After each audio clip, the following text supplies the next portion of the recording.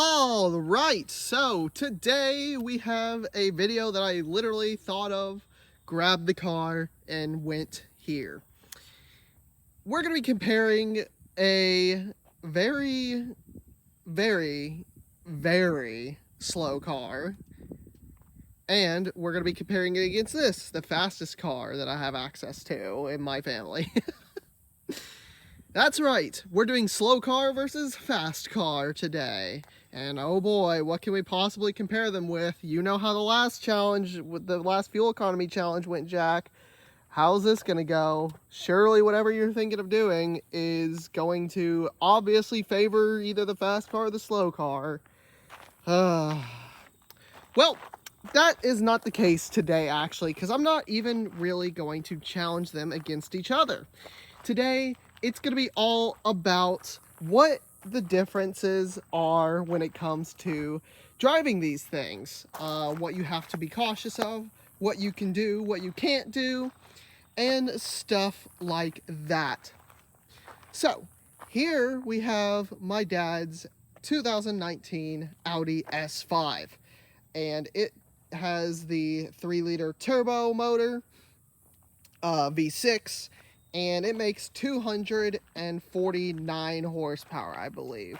Not 200, 349 horsepower. 249 is around what the A5 makes. But yeah, this one, it's definitely not like the quickest car in the world, but it is the fastest one in my family because, well, I live with my parents, so I mean, I can kind of have access to this thing. Not really whenever I want it, but you know, it's here for my access whenever I need it. Let's say.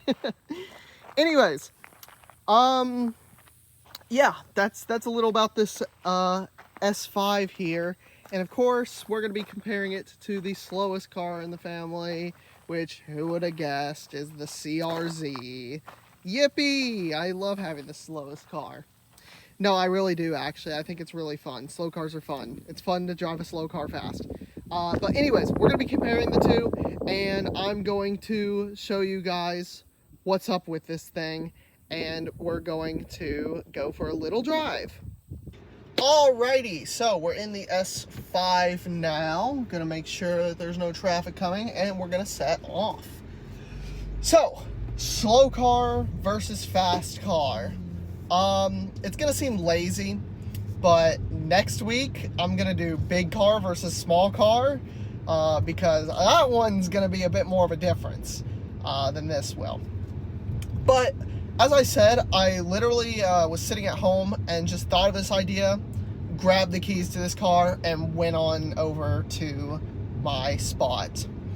I didn't really prepare anything, so we're going to kind of just go off the rip here, and we're going to find out what the difference is between driving these two. Straight away, we're coming up to the good old spot here. Going to sticker in sport mode. And the first thing about a fast car you ought to know is that it's fast.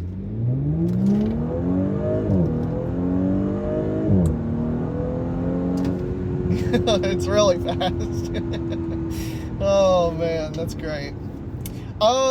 Yeah, 350 horsepower is really not like a crazy amount. And I mean, I keep saying fast car, you're just gonna have to bear with me on that, because compared to the Honda, it's fast. I know compared to a lot of other cars, it's not fast. Believe me, I know. I've driven Ferrari 812, I've driven 488, Audi R8. I've driven actually fast cars before. So obviously this is not like incredibly fast or anything. But yeah, for the purposes of this video, it's a fast car. And the 350 horsepower is a German 350 horsepower, which means it feels a lot more like over 400 horsepower, because that's how the math there works, because the transmissions in here are really good, the diffs are really good, it gets you moving real nice. So obviously that's the big major difference straight away. But there's other factors to consider too when you compare this fast car versus my slow car. like the transmission that I was just talking about. It's a dual clutch in this car. I don't have to shift. It shifts really quick, and even if I put it into manual mode, we'll go into sport mode and then manual mode to quicken up the shifts. I'm in 8th gear right now. I'll come around this corner, and well, first of all, I can do this. Put my foot flat down in 8th gear, and we still move decently well for what you'd expect to be in the top gear going the speed limit, we'll say. But if you hold down the downshift paddle really quickly, it will go all the way to the lowest gear possible, and then you can go ahead and hammer it again. I don't know if this works when you hold the up paddle. It does not. I don't know why you need that. You can just press the paddle a couple times. But yeah, that's a pretty cool feature of dual clutch stuff. You can just hold the paddle, it'll immediately shift into the lowest gear, and you can go. But yeah, the dual clutch transmission makes this thing feel just lightning quick, even when you're shifting, because it's just so instantaneous and quick with the shifts. And of course, it's smooth. It's really smooth. I know a lot of people are trying to go away from dual clutch transmissions now, I'm pretty sure. Like, I know the RS models and stuff like that, they do not have dual clutches anymore. But I mean, it's just nice to have that feel of a very quick shift and a very smooth shift while being quick.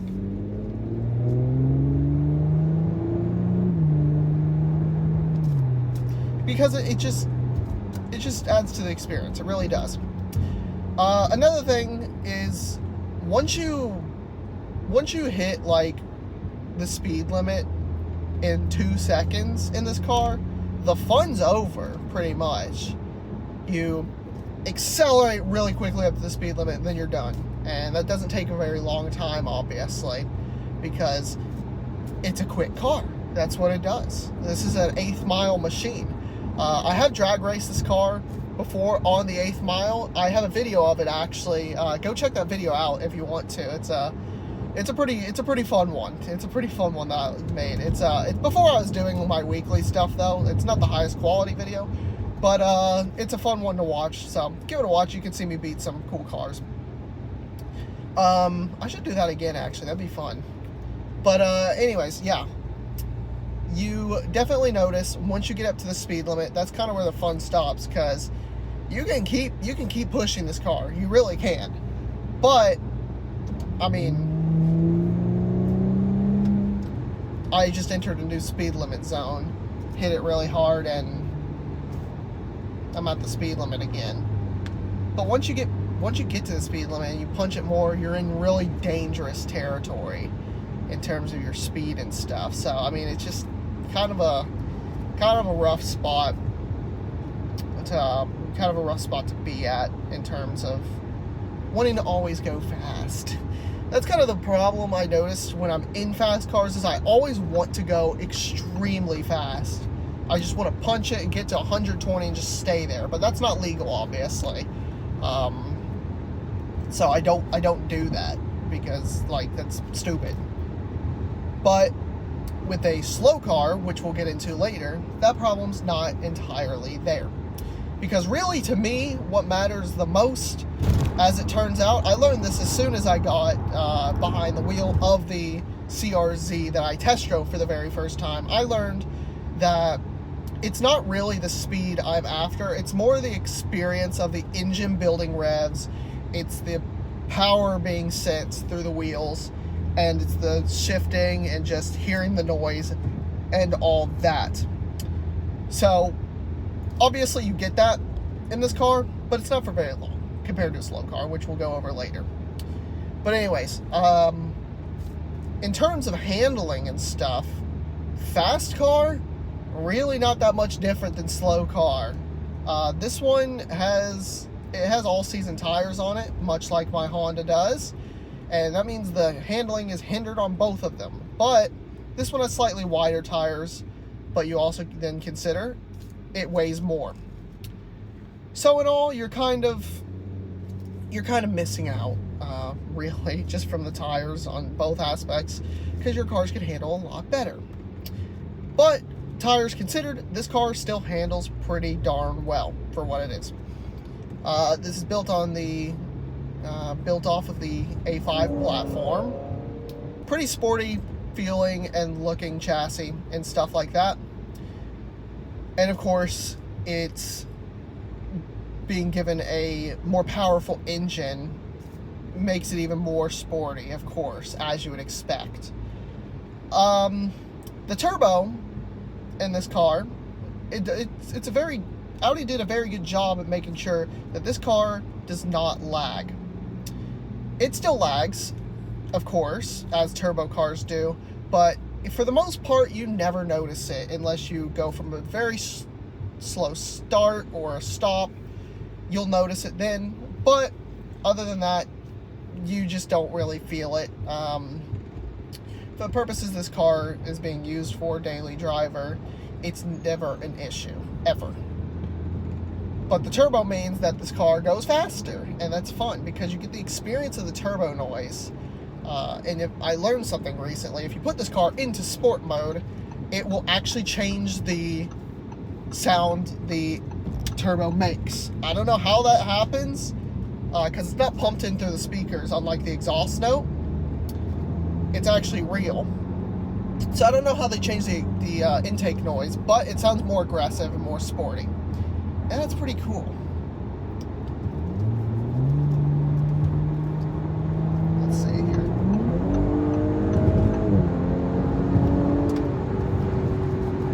And already we are at fun speeds, we'll say. Yeah, this car, pretty quick.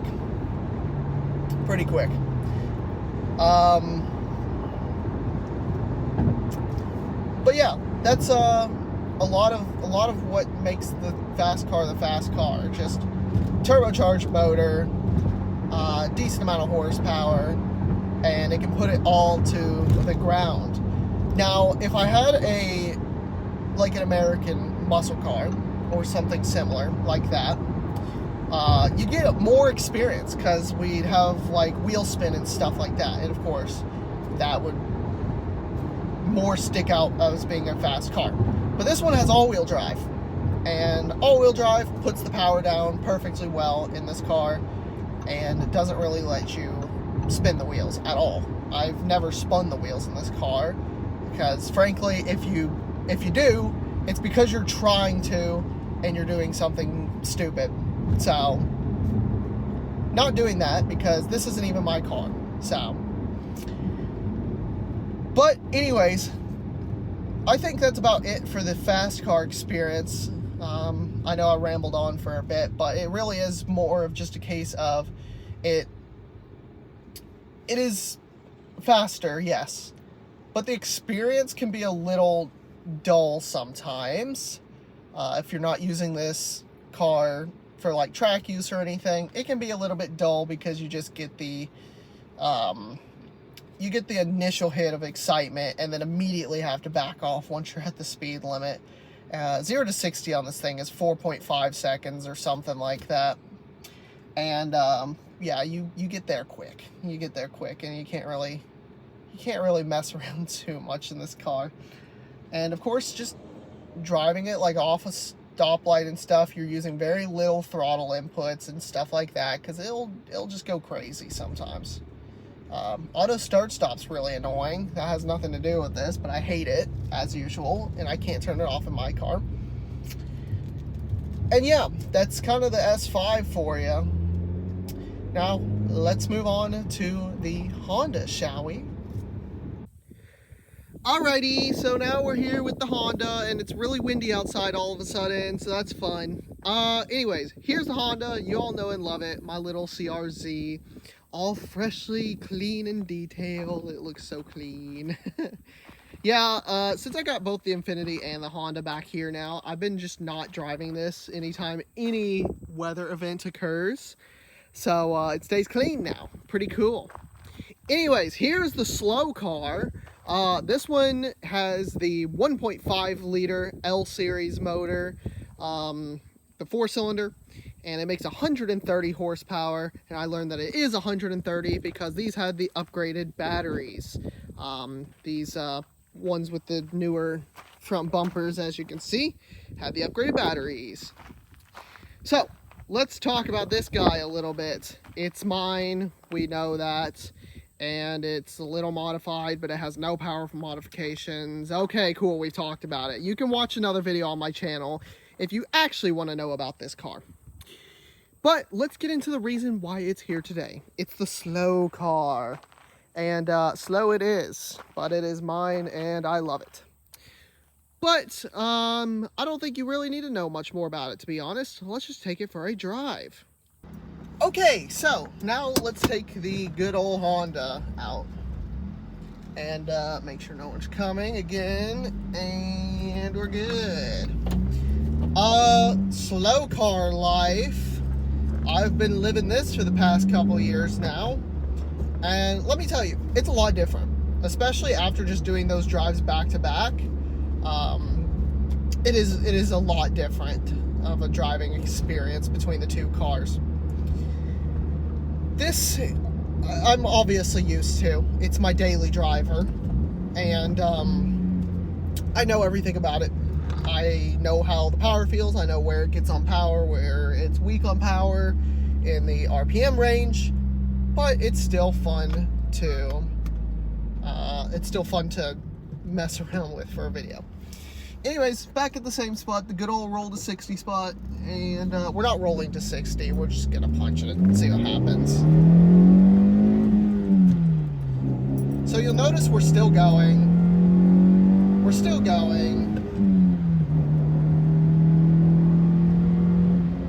and we're just a little bit over the speed limit there.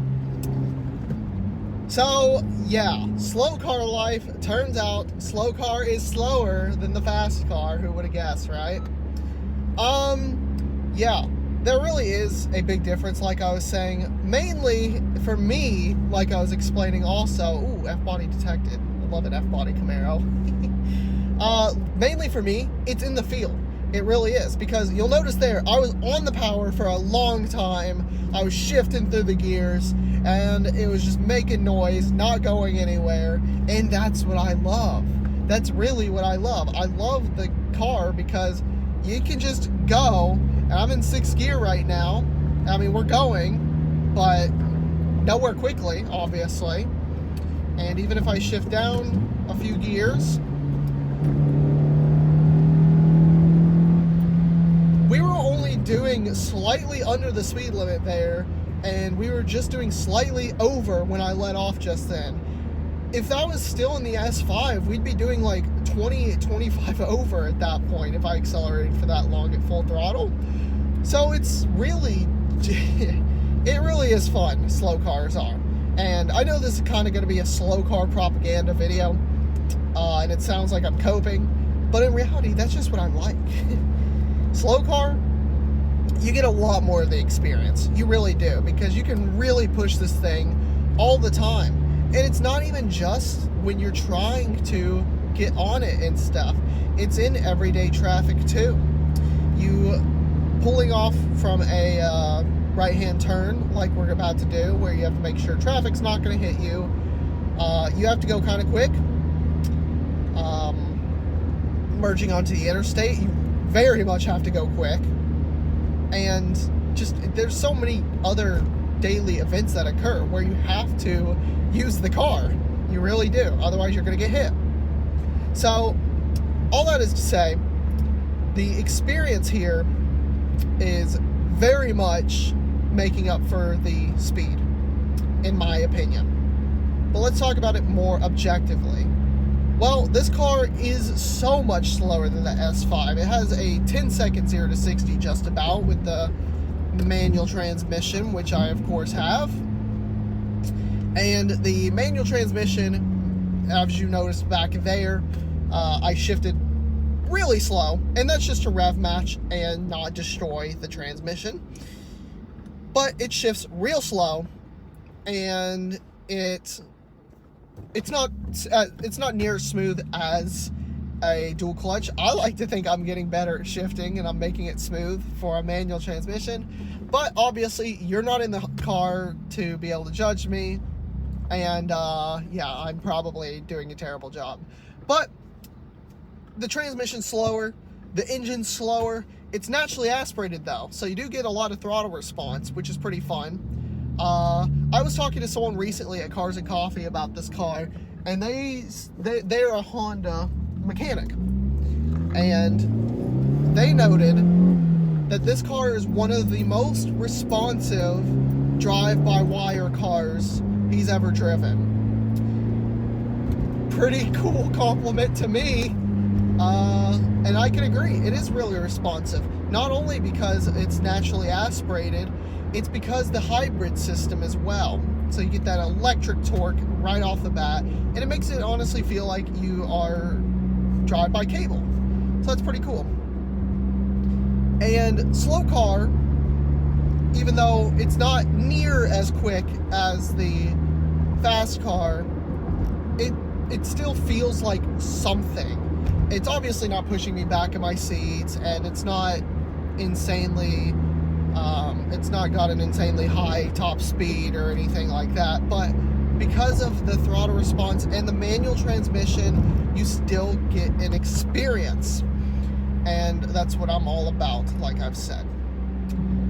So, we're actually coming up on the good old speed limit change zone. I'll get to open it up a little bit more, and you'll get to see.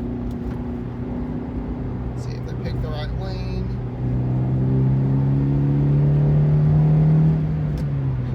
And that little burst there, that was an increase of about 10 miles an hour. So, this thing, real slow. But that's what I like, because I like being able to stay on the power, and even like merging into lanes and stuff, which I of course accelerate when I change the lanes most of the time, because that's the safer thing to do as opposed to slow down. It is a lot better. Or it's not a lot better, excuse me. It's a lot, it uses a lot more throttle, is what I'm trying to say. Like, even just to increase a few miles an hour, I'm digging pretty hard down into the pedal in my top gear just to get it to move at all, really. And that's okay in my book, it really is. I do like the feeling of the car having to work and feeling the car work a lot. I do like it. And in the S5, you have the throttle inputs basically taken out of the equation under most driving circumstances, because you just don't need to ever use the throttle more than like a little touch of it to be able to achieve what you're achieving.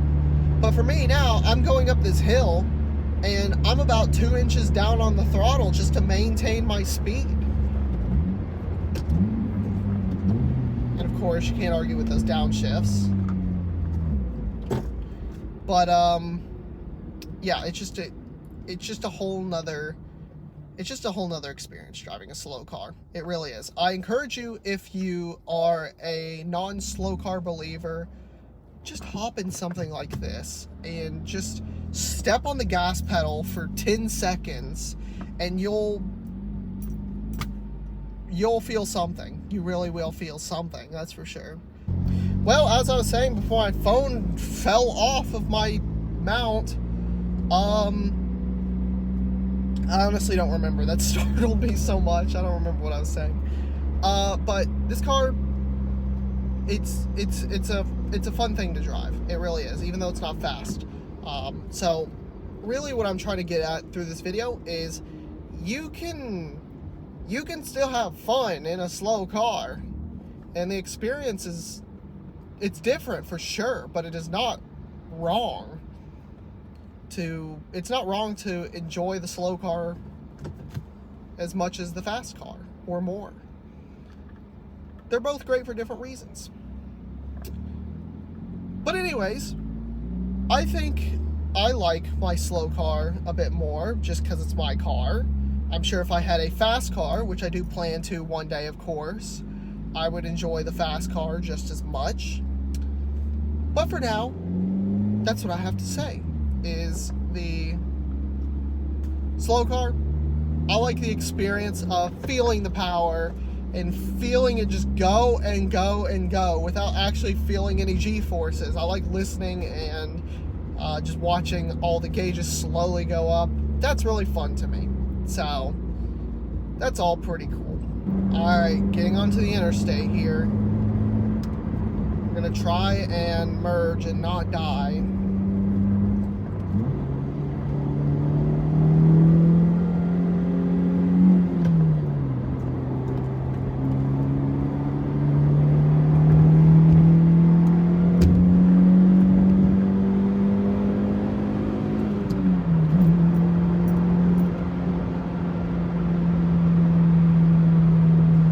I was on the throttle for a while just to increase about 20 miles an hour.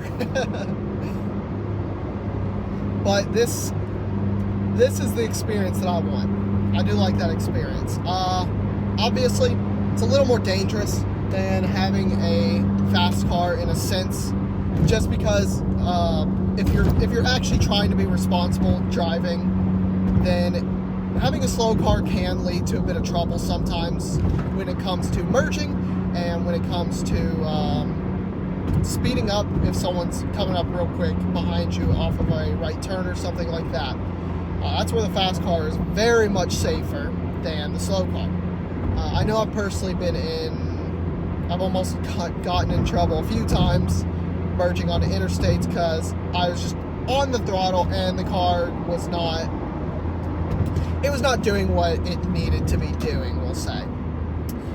But that's okay, because I've gotten used to it. I can very much read what's going to happen now. You get used to these things, you really do. So anyways, guys, that about does it for this video. I hope you enjoyed it. If you did, be sure to like, comment, and subscribe, because it will help me out a lot. And yeah, guys, be sure to leave me a comment about whatever below if I got things right, got things wrong. And that's pretty much it. See ya!